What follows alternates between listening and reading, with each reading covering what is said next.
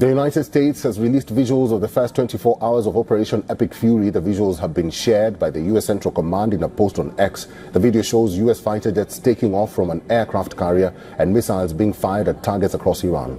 Iran's skies went eerily quiet. Radar systems that once tracked every incoming flight went dark.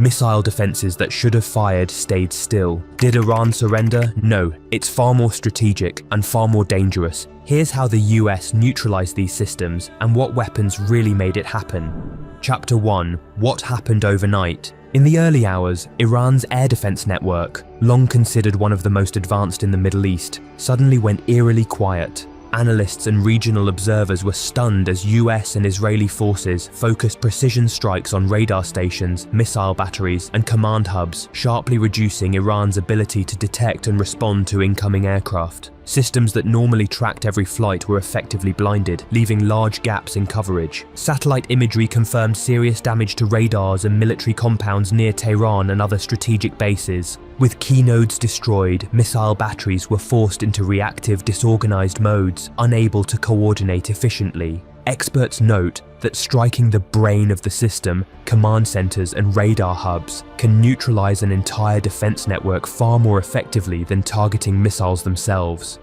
Could Iran recover quickly from such a coordinated strike? And why does knocking out the control centers matter more than the missiles themselves? This temporary silence gave US and allied forces a rare chance to dominate the skies and prepare follow-on operations deep inside key territories. Chapter 3. How the US took down Iran's integrated air defenses. So how did the US penetrate such a complex and layered air defense system? The answer lies in a combination of stealth, precision, and technology. Stealth aircraft and fighter jets struck radar arrays and missile batteries before Iranian operators even had time to react. Cruise missiles, fired from ships and submarines, reached hardened targets deep inside Iran, bypassing traditional defenses completely.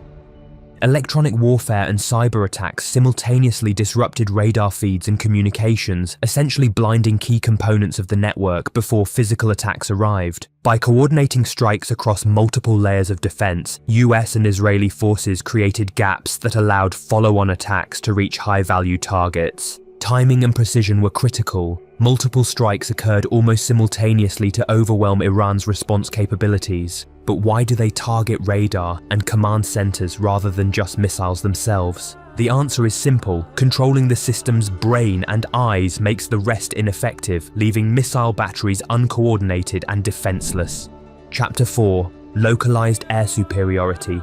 Military leaders describe the current situation as achieving localized air superiority, meaning that in certain regions or airspace corridors, US and allied aircraft can operate with far less risk from surface-to-air missiles. This does not imply total air dominance across all of Iran, but it allows pilots and drones tactical freedom in targeted areas. Localized air superiority gives US forces the ability to strike deep into Iranian territory with reduced risk, while coordinating complex operations involving drones, fighter jets, and reconnaissance planes. Command and support aircraft can operate more efficiently, and precision strikes on missile storage, radar hubs, and command centers become far more effective.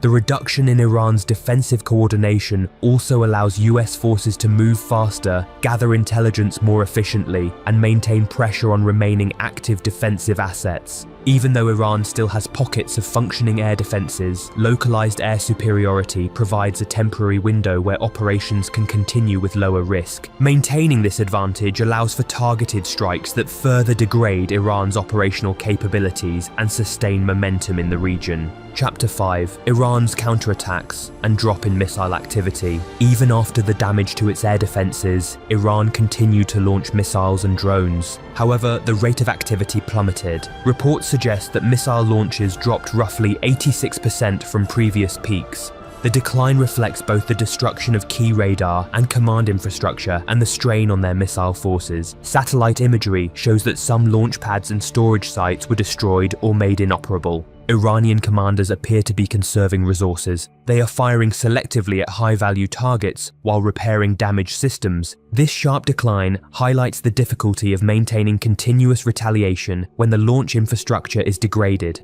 While Iran still retains the ability to strike, the reduction in missile tempo shows that precision strikes on command and radar systems have a disproportionate effect. This gives US and allied forces a critical window to maintain air superiority and conduct further operations. Chapter 6. US defensive systems and what was used. How does the US defend against Iran's missile and drone strikes? Advanced interceptors like Patriot and THAAD systems, combined with radar and early airborne warning platforms, continuously track and neutralize incoming threats. These systems are highly effective but extremely resource-intensive. Each interceptor costs millions, and launching dozens in rapid succession places heavy demands on stockpiles, logistics, and personnel. The defense network is layered and coordinated, relying on intelligence, surveillance, and reconnaissance assets to detect early threats and prioritize targets for maximum effectiveness. This ensures that US bases, allied positions, and critical assets remain protected while offensive operations continue. Operators must maintain constant vigilance and respond instantly, because even a single missile or drone that slips through can inflict serious damage.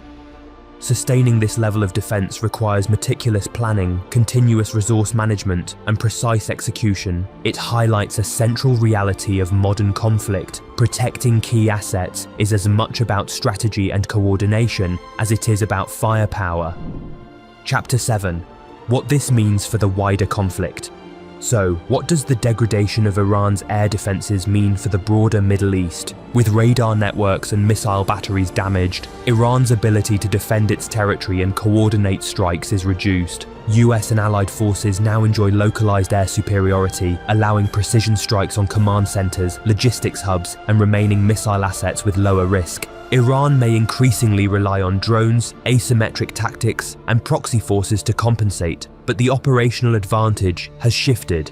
Temporary control of the skies creates opportunities for strategic influence, pressure on remaining defenses, and disruption of Iran's operational planning. The balance of power in the region is affected, with the US gaining operational flexibility to strike key targets while limiting Iranian retaliation. Could this shift redefine regional power dynamics and affect future negotiations with Iran? Analysts believe these developments will influence both military operations and diplomacy, shaping the next phase of conflict in the Middle East and altering how deterrence and escalation are calculated. Every radar, missile, and drone movement reveals a hidden chessboard in the Middle East. Don't just watch from the sidelines, stay informed, track the shifts, and see who really controls the skies. Like, subscribe, and join the conversation.